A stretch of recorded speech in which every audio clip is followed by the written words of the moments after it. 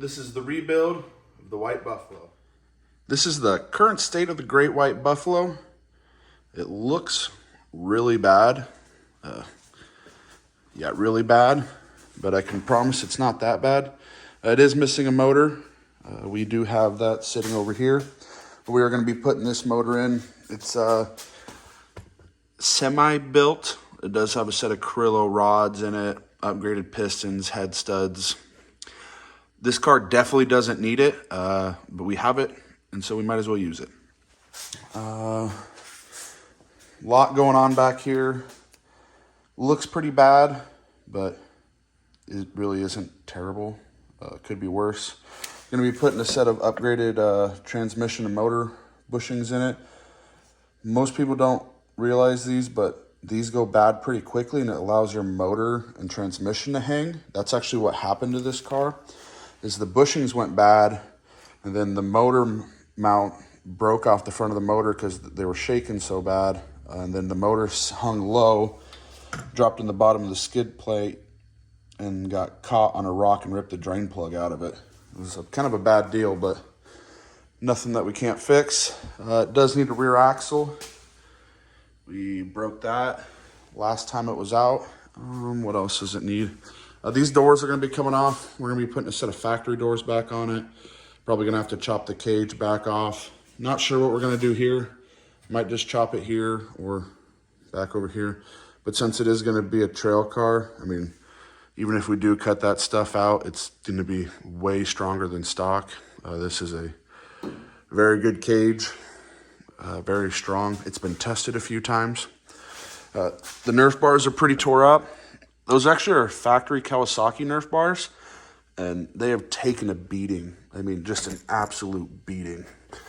We are missing a front A-arm. It got bent on a different car, my other car, so we had to steal it.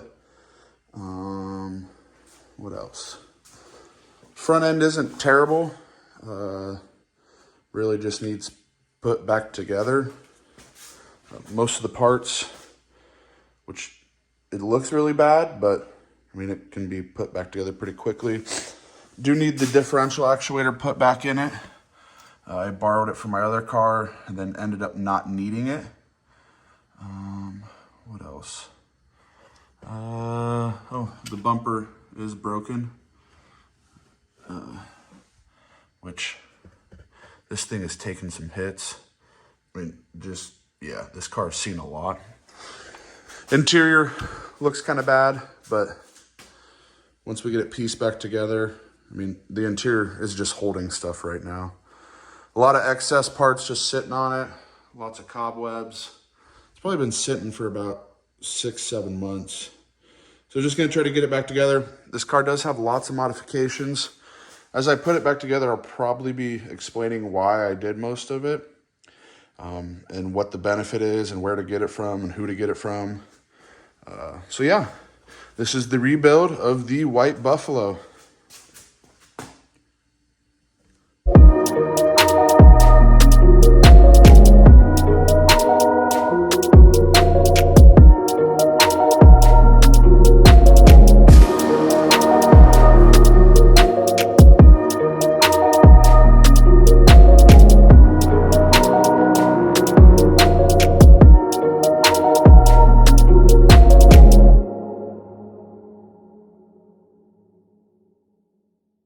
Okay, we're going to be replacing the lower A-arm here. This A-arm does have Garage Products bushings in them. These are much higher grade bushing than the factory ones, just in the density and the material here. And we also do have Brute Performance greaseable grease zerks. I think that's how you say it. Just a great option to add extra grease. If you're doing any sort of extra dirty riding, is like mud, sand, and stuff like that. Make sure when you're doing these bushings, you keep these caps and putting the A-arm in, because if you don't and you lose one of these are Kawasaki specific and you're gonna have a hard time finding them. So when we install this, just wanna make sure you check your bolts. This bolt is actually bad. It's gonna be kind of hard to see it, but the threads are gone here. So I have some extra used bolts that we're gonna put in here. Just gonna bolt it in and get it ready to go.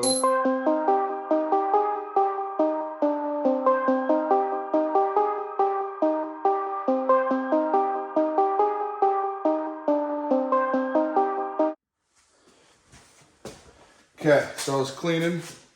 Just wanted to give you guys a quick little tech tip. If you ever have to remove your clutch cover, make sure you watch out for these. These like to go flying. They're not like glued in or anything, they're just in there. This actually sits up against your input for your transmission on the secondary clutch, so make sure you don't lose these. And then make sure you get all these seals. They're kind of just sitting in here if you're ever replacing it, because your new one won't come with them. So make sure you watch that. Oh, of course. No. Oh, there we go. You're going to need these as well. These are what your wiring harness sticks to. And then this sensor right here is actually your belt temp sensor. So you're going to want to make sure to pull that out. This one just got destroyed. It's my own fault. Just don't do what I did. And I ran the primary clutch without the cage supporting it while doing some clutch testing. It was a very bad idea, and that's why it exploded. So. Okay, here is a little tip knowledge about this actuator. So right now, this actuator is in 4-wheel drive. If it is in, that little dot is pointing at R, then it is in 2-wheel drive. And if it is at F, then it is in 4-wheel drive lock. So if I were to install this actuator right now into the machine, and the switch is in 2-wheel drive, the machine will think that it is in 2-wheel drive in reality when it is in 4-wheel drive. So this machine is obviously dead right now, no key on or ignition. To fix this, what I will do is I will plug this in, turn this to 4-wheel drive, turn on the key, turn it to 2-wheel drive, and what that is going to do is it is going to put the actuator in 2-wheel drive, because the only way to truly line this up is to have this all the way down, which is kind of hard to see in there, all the way down. There's this pin is on a slider, which then engages the gears back there, which does magic stuff and puts it in 4-wheel drive. But you want it to be all the way down, so that way when you push the actuator in, the teeth are on the proper, teeth and the actuator are on the proper, together. So that way when you flip the switch, it moves it up, locks it into 4-wheel drive, put it in the 4-wheel drive lock, it moves up again, which then, locks it into 4-wheel drive. I hope that explains it a little bit. Sorry, it's so far away. Just hard to get my phone in there. So, yeah. Oh, yeah, and you're going to lose some fluid when you do this, so just make sure you top it back off. Okay, so my battery was dead, and to be honest, I just needed to give it enough power so I could turn the actuator. So, and I don't know where my jumper cables went. Don't recommend doing this, but if you have to, yeah. So right now, the switch is in 2-wheel drive. We're gonna move it to 4-wheel drive, and we're gonna plug the actuator in. And okay, so we have it all plugged in and wired. As you can see, it is moving. So we're just gonna make sure we put it in the 2-wheel drive position. And then we can just make sure to shove it in properly. Gonna make sure we get this all cleaned up first so we don't get any of that garbage in the differential, but yeah. Okay, to wrap up this video, the beginning of the White Buffalo rebuild, I just want to go over some of the upgrades I have on the front end. We'll start out at the farthest most point. Out here, we have a castle nut. It may not seem like a big deal, but this is the factory nut. and it sticks way back in there. So there's actually, this cotter key can't even do its job. So this will back off and ruin everything. That's happened to me a couple of times. That's why I have a castle nut here now. We have on the brakes, we have Polaris triple piston front calipers. This is a kit from Brute Performance with the Polaris Master Cylinder. And I actually run it with Castrol SRF brake fluid. This is a huge upgrade on the brake system for the KRX. Most people complain with the KRX that the brake pedal is spongy. This takes away of all the sponginess with the increased pressure here. The brake fluid keeps it from brake boiling, and then this just, with the triple piston, adds better braking force. Ball joints are factory, A-arms are factory, axles are factory.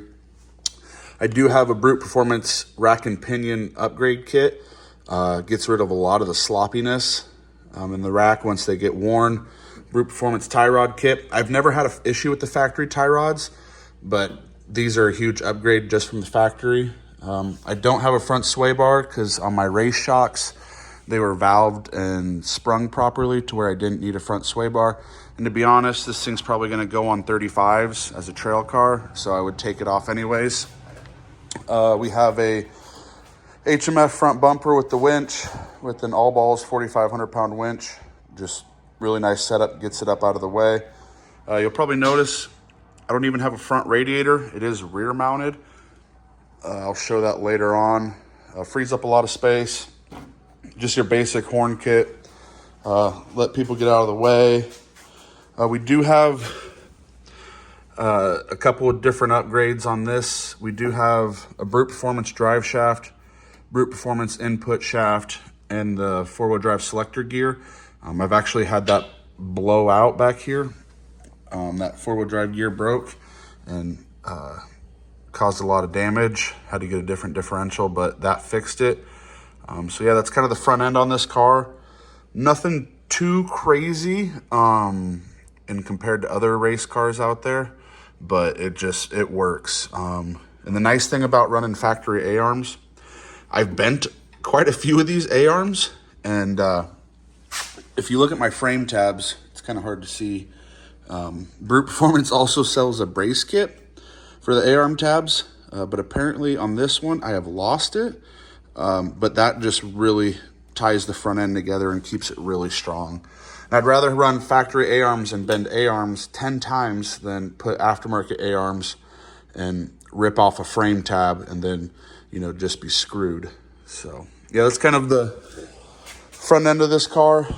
And so yeah, next we'll move on to probably maybe installing the doors. Not quite sure if we're going to do that first or if we're going to install the engine.